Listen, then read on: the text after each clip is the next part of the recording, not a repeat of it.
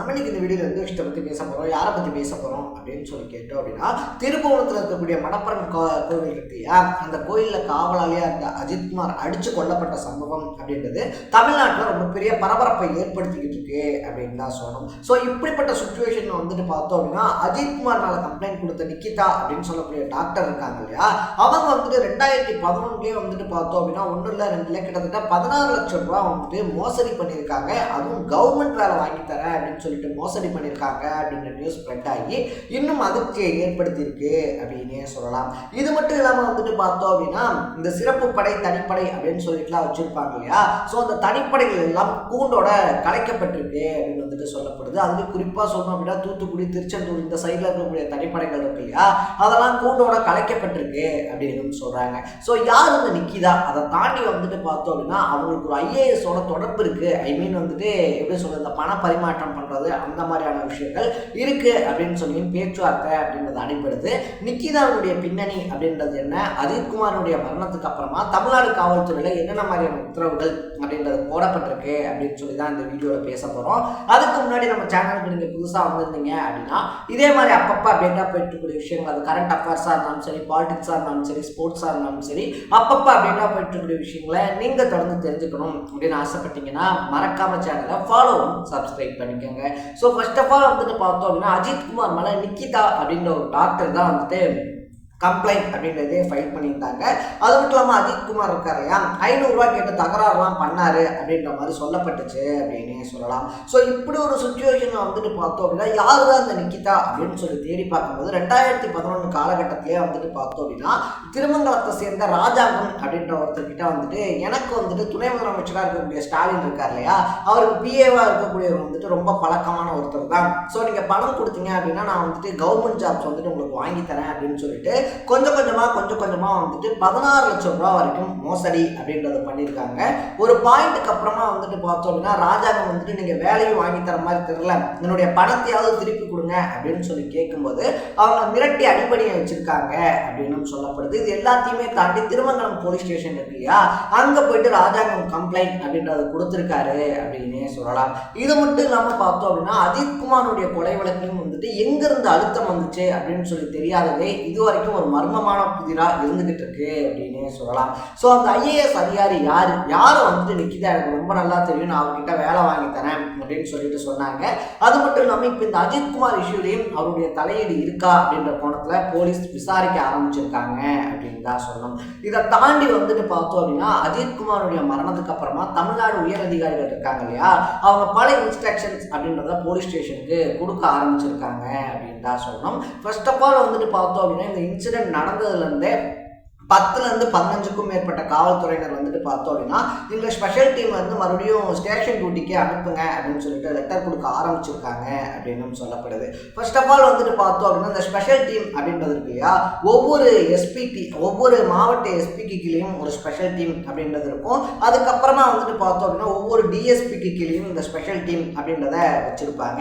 இந்த ஸ்பெஷல் டீமினுடைய வேலையே என்ன அப்படின்னு சொல்லி வந்துட்டு பார்த்தோம் அப்படின்னா வெளிமாநிலங்களில் நடக்கக்கூடிய குற்றச்சாட்டுகள்லாம் இருக்கு இல்லையா, அதாவது இங்க வந்துட்டு திருட்டு வெளிமாநிலங்களுக்கு ஓடி போயிடுறது, நம்ம இந்த தீரன் அதிகாரம் எல்லாம் பார்த்துருப்போம் இல்லையா, ஸோ அந்த மாதிரியான கிரிட்டிக்கலான கேசஸ் அப்படின்றத எடுத்து ஹேண்டில் பண்றது.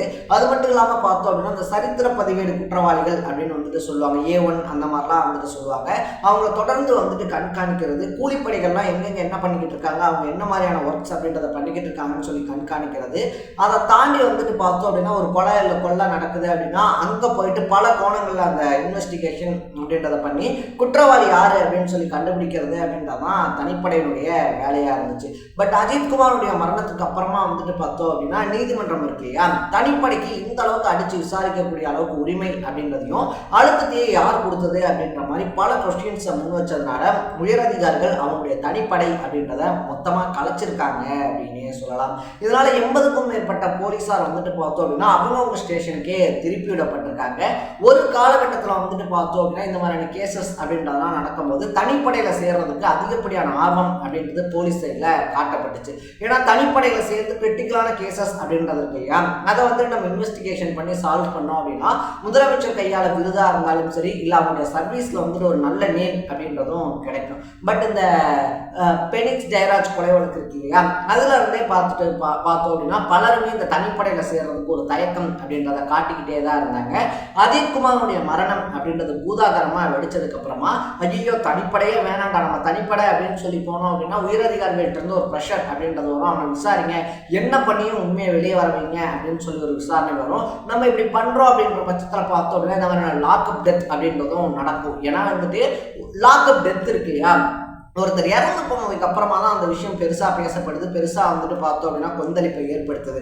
பட் லாக்அப்ல வந்துட்டு பார்த்தோம் அப்படின்னா செய்யாத தப்பா இவங்க பண்ண சித்திரவாதிகள் இருக்கு இல்லையா, இந்த மாதிரியான தாங்க முடியாத பொருட்களால் அடிக்கிறது, பரம்பால் அடிக்கிறது, இல்லை அந்த பைப்பால் அடிக்கிறது, மிளகாப்பொடி வந்துட்டு பிறப்புறுப்புல வாயில கரைச்சி ஊத்துறது.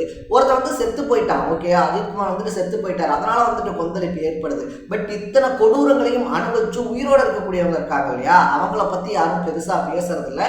செய்யாத ஒரு குற்றத்தை இத்தனை வேதனைகளுக்கு அப்புறமா நான் தான் செஞ்சேன் அப்படின்னு சொல்லிட்டு ஒத்துக்கிட்டு ஜெயிலுக்கு போன பலர் இருக்காங்க அப்படின்னு சொல்லப்படுது. ஸோ இந்த மாதிரியான விஷயங்கள்லாம் நம்ம செய்யும் போது அது வெளியே வந்துச்சு அப்படின்னா நம்ம வேலைக்கே அது ஆபத்தாக முடியும் அப்படின்றதுனால பலருமே தனிப்படையில் சேர்ற அந்த ஒரு முடிவை கைவிட்டிருக்காங்க அப்படின்னு சொல்லப்படுது. இதனால 8 மாவட்டங்களில் இருக்கக்கூடிய தனிப்படை உடனடியாக கலைக்கப்பட்டிருக்கு அப்படின்னு சொல்றாங்க. அது மட்டும் இல்லாமல் நைட் நேரத்தில் வந்துட்டு பார்த்தோம் அப்படின்னா யாரையும் இன்வெஸ்டிகேஷனுக்காக ஸ்டேஷனுக்கு கூப்பிட்டு வராதிங்க அப்படின்ற அறிவுறுத்தலும் தரப்பட்டிருக்கு. இத்தனை அறிவுறுத்தலும் அஜித்குமார் அப்படின்னு சொல்லக்கூடிய ஒரு இளைஞருடைய உயிரிழப்புக்கு அப்புறமா தான் நடக்கணுமா அப்படின்னு சொல்லி சமூக ஆர்வலர்கள் கேள்வி எழுப்பிக்கிட்டு இருக்காங்க. இந்த ரூல்ஸ் அண்ட் ரெகுலேஷன்ஸை நீங்க முன்னாடியே ஃபாலோ பண்ணியிருந்தீங்கன்னா அஜித்குமாருடைய உயிரும் போயிருக்காது அப்படின்றது தான் அவங்களுடைய ஆதங்கம் அப்படின்னே சொல்லலாம்.